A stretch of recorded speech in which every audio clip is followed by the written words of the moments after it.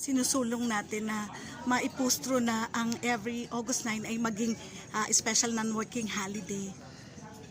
Hindi ko alam kung ang makasentro tayo sa August 9, pero yun na lagi kong binabanggit, ang ating mga holidays, usually non-working holidays natin na nakasentro sa relihiyon or paniniwala o pananampalataya. Nakasentro siya lalong-lalo na sa mga kapatid natin Kristiyano at saka sa kapatid natin mga Muslim na kagaya mo.